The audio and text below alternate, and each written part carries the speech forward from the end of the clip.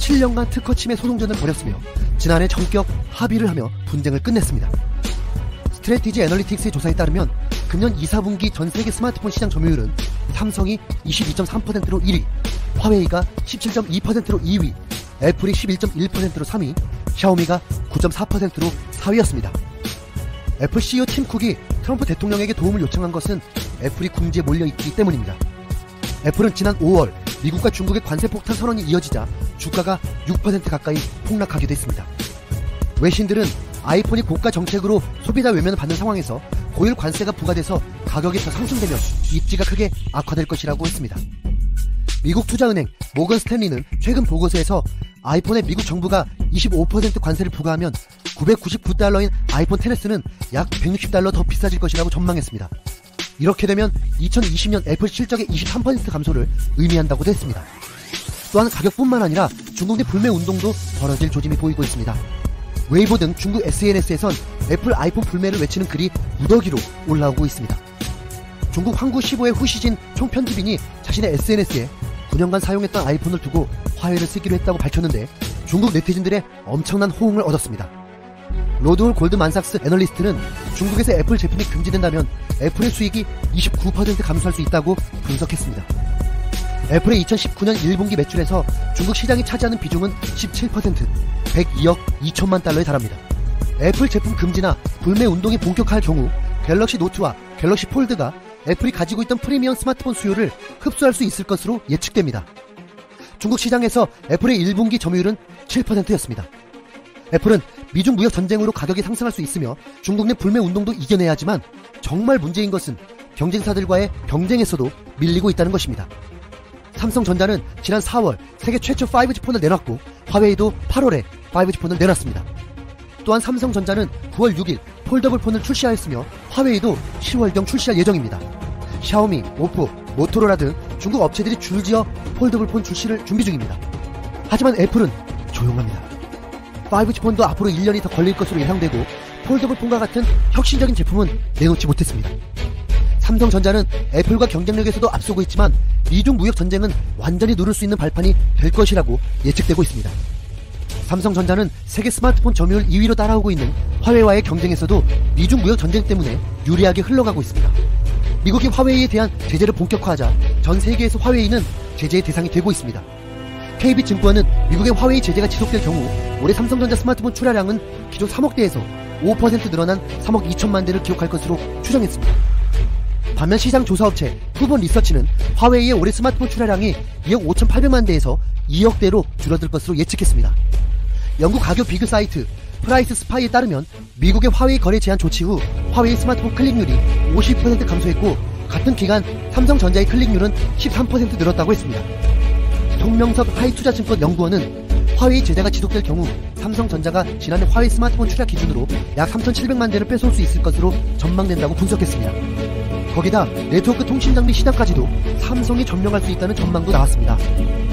시장 조사업체 IHS 마켓에 따르면 2018년 글로벌 통신장비 시장 점유율은 화웨이, 에릭슨, 노키아 3강체제였습니다. 현재 삼성전자는 5%의 점유율로 많이 뒤처져 있지. 팀 회트게스 도이치텔레콤 회장이 한국의 5G 확산 속도에 놀라며 한 말입니다. 회트게스 회장은 한국은 5G를 하겠다고 마음먹으면 모든 주체가 나서서 실행한다. 유럽은 혁신을 이야기하지만 말만 그렇다고 말했습니다. 인공지능, 로봇, 스마트 팩토리, 자율주행차 등으로 대표되는 4차 산업혁명의 중심에는 5G가 있습니다. 4차 산업혁명은 5G를 빼놓고 말할 수 없을 정도로 중요합니다. 각국 정부와 기업들은 5G 시장에서 주도권을 잡기 위해 치열한 싸움을 전개하고 있는 가운데 한국이 세계 최초 5G 상용화 타이틀을 거머쥐었습니다. 지난 2019년 4월 3일 밤 11시 미국 통신업체인 버라이즌이 4월 4일로 5G 상용화를 앞당기를 한다는 정보가 전해지자 과학기술정보통신부와 통신 3사는 한밤에 5G 1호 가입자를 서둘러 개통시키면서 미국보다 55분 앞선 세계 최초 5G 상용화 타이틀을 거머쥐었습니다. 세계 최초 5G 스마트폰 타이틀도 한국이 따냈습니다. 삼성전자가 갤럭시 S10 5G를 출시하면서 스마트폰과 서비스 모두 최초로 5G를 완성한 국가는 한국이 됐습니다. 또한 대한민국은 세계 최초로 상용화한 5G 서비스 가입자가 100일 만에 140만 명을 넘었습니다.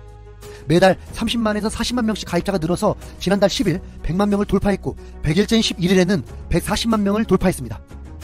갤럭시 노트 10과 세계 최초 폴더블 폰인 갤럭시 폴드도 선보이면서 5G 1등 국가 한국의 움직임에 전 세계가 놀라고 있습니다.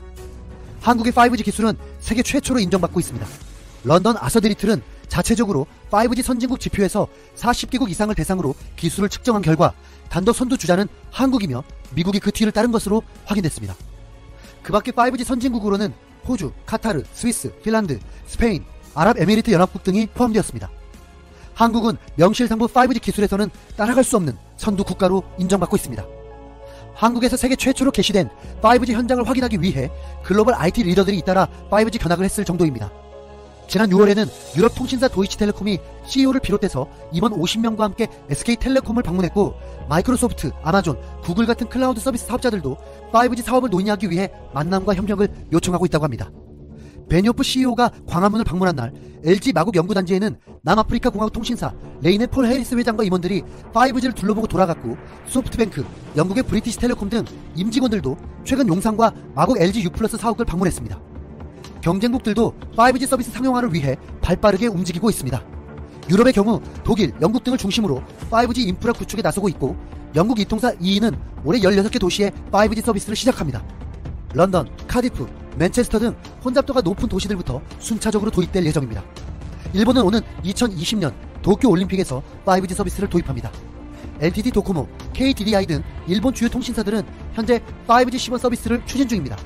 5G에서 선두에 선 한국은 더 빠르고 크게 투자하며 1위 자리를 지키려 하고 있습니다. 유영민 과기부 장관은 5G는 세계 최초가 중요하다. 2등은 아무도 기억 안 한다. 정부는 최근 발표한 5G 플러스 전략을 통해 각종 세제, 투자 지원을 아끼지 않고 있다며 규제 샌드박스 과제 추진 등 적극적으로 기업의 투자를 지원하겠다고 말했습니다. 현재 국내 이동통신사들은 UHD 영상, 가상현실, 증강현실 등 킬러 콘텐츠를 개발하며 다양한 서비스가 가능한 기술 개발에 매진하고 있는 상황입니다. 7일 정보통신기획평가원 보고서에 따르면 국내 5G 시장 규모는 내년 27억 달러에서 2026년 381억 달러를 기록할 것으로 예상되고 있습니다. 같은 기간 세계 5G 시장 규모는 378억 달러에서 1조 1588억 달러까지 성장할 것으로 예측됐습니다.